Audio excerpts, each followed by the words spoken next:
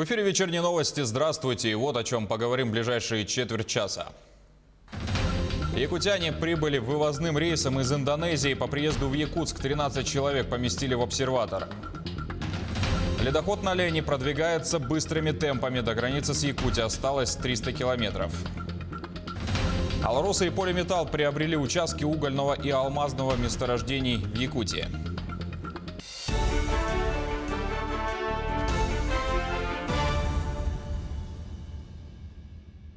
Вывозной рейс авиакомпании «Якутия» с российскими туристами прибыл с Индонезии во Владивосток. Напомню, что с 27 марта в связи с распространением COVID-19 наша страна временно приостановила авиасообщение с другими государствами, за исключением полетов, связанных с вывозом российских граждан на территорию России. На борту самолета находилось порядка 140 дальневосточников, в том числе 13 якутян, которые тем же бортом были доставлены в столицу Якутии. При полете из Владивостока в Якутск на борту самолета были только указанные 13 человек, других пассажиров не было.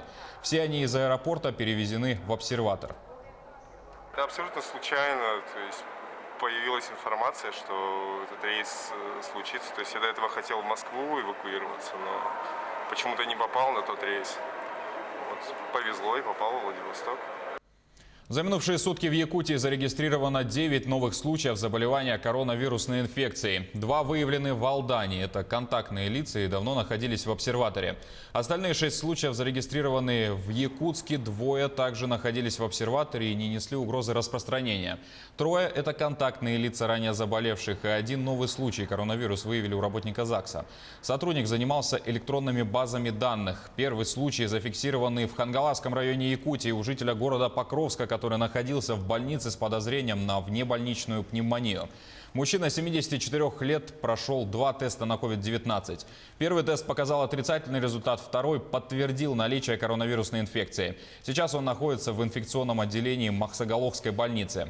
В ходе брифинга оперативного штаба первый зампред Ольга Балабкина обратилась к учреждениям, которые вынуждены работать в нынешних обстоятельствах. Она призвала более ответственно относиться и соблюдать все предписания и необходимые меры предосторожности. Так у нас, например, работала и служба судебных, и работает служба судебных приставов. Значит, и работала служба та же по доставке воды, работают сотрудники ГИБДД, работали сотрудники ЗАГСа. Мы именно там вот выявились в том числе и заболевшие. И, соответственно, появляется и круг контактируемых лиц. Где-то уже этот круг контактируемых лиц отрицательный. Где-то, возможно, появятся какие-то новые заболевшие. Я хочу обратиться еще раз и к руководителям, и к работникам. Если в силу вот обстоятельств, которые исходят из вашей работы, вы вынуждены работать сегодня, да, и непосредственно выполнять государственные функции, муниципальные функции, функции по охране, защите людей. В данной ситуации тоже должны соблюдаться все социальные нормы как таковые. Потому что нам в любом случае нужно выплачивать соответствующие пенсии, нам нужно охранять правопорядок на улицах нашего города, но, тем не менее, выполнять все санитарные требования в обязательном порядке необходимо. Ночные волки присоединились к акции «Мы вместе». В Якутии продолжают помогать и поддерживать пожилых и маломобильных граждан. Сегодня участники мотоклуба совместно с волонтерами доставили около 50 продуктовых наборов жителям столицы. Полина Долинская с подробностями. С каждым днем акция взаимопомощи «Мы вместе» набирает обороты. Сегодня к ней присоединились участники мотоклуба «Ночные волки». Кожаные куртки, брутальные байки. Вопреки стереотипам, представители этой субкультуры, как никто другой, понимают всю важность волонтерского движения. Мы должны поддерживать тех, кто в силу ряда причин не может выходить из дома. Это пожилые люди, которые просто обязаны самоизолироваться. И мы должны помогать таким людям. Весь мотоклуб наш, все отделения по всей России принимают активное участие в этой акции. Мы все волонтерствуем и помогаем тем, кто рядом с нами. Сегодня участники мотоклуба совместно с волонтерами доставили около 50 продуктовых наборов жителям столицы в возрасте старше 65 лет. Так как именно эта возрастная категория находится в группе риска в период пандемии, все проходило с соблюдением необходимых мер предосторожности.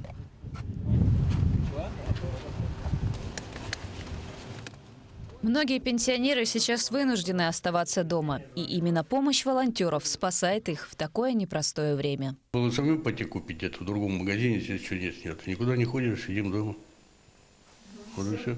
Помогать тем, кто слабее – это дело чести. Присоединиться к волонтерскому движению «Мы вместе» может любой доброволец. У меня есть родственники, которые старше 65 лет. Я также не хочу оставаться в стороне. И вот решила помогать и стать волонтером. Сейчас это стало намного важнее, я думаю. И я хочу, чтобы многие присоединились.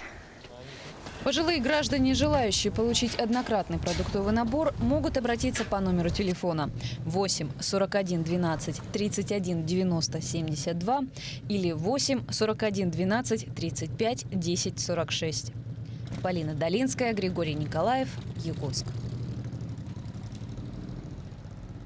Режим самоизоляции, а местами даже и карантин разрушил много планов. Кто-то остался без отпуска, кто-то отложил ремонт, а у кого-то оказался под угрозой срыва день рождения или свадьба. Уже месяц закрыты все нужные для праздника заведения, от ЗАГСа до ресторана. Можно ли считать режим самоизоляции поводом отчаяться? Ответит Марина Крутихина. Вместо свадебной фотосессии – фото на телефон, а вместо белой фаты – медицинская маска. Роман и Екатерина должны были стать мужем и женой. Купили платье и костюм, заказали ресторан, разослали приглашение. Общероссийский режим самоизоляции поменял их планы. Мы пришли в ЗАГС, говорят, так и так, потому что в связи с коронавирусом мне две женщины сидели на понимающие, они говорят, хорошо, какую дату выбираете, и мы выбрали на июнь месяц.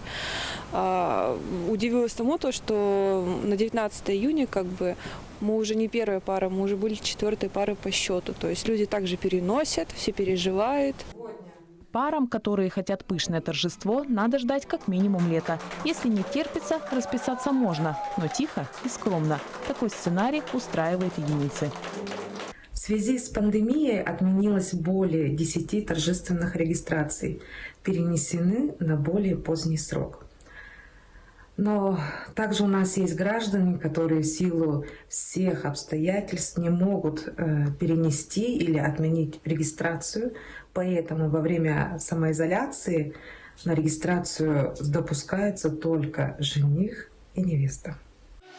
Есть и другие праздники, например, день рождения. У апрельских виновников торжества они схожи между собой. Если готовилась пышная вечеринка, пришлось отменить. Все посиделки домашнего формата. И ведь многие отмечают, даже с гостями, но на расстоянии.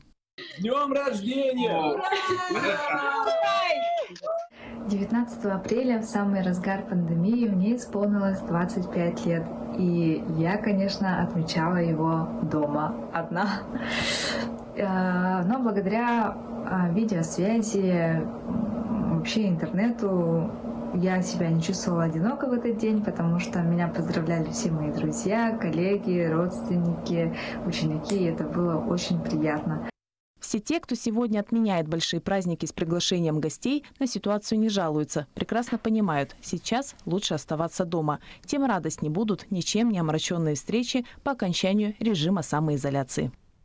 Марина Крутихина, Олег Соснин, Анатолий Гуськов. Телеканал «Алмазный край». Кромка ледохода на Лени находится в 300 километрах от границы Якутии. Таковы данные иркутского МЧС. Сейчас кромка проходит на территории области, в 40 километрах ниже населенного пункта Петропавловска и в 140 километрах от города Киренска. Отмечается, что динамика за сутки составила 56 километров. Проект освоения лесов в Алданском районе Якутии не прошел госэкспертизу. Комиссия выявила ряд недочетов. Проект освоения включал в себя лесной участок площадью более 54,5 тысяч гектаров. При его разработке были допущены несоответствия, в частности, недоработаны мероприятия по охране объектов животного мира и водных объектов. Также выявлены несколько замечаний касаемо мероприятий по охране, защите и воспроизводству лесов. Проект направлен на дальнейшую доработку. Алроса и Полиметалл приобрели участки угольного и алмазного месторождений в Якутии. Управление по недропользованию Якутнедра в четверг провело торги участков в Кусун-Эбелях и Куларского буро-угольного месторождения.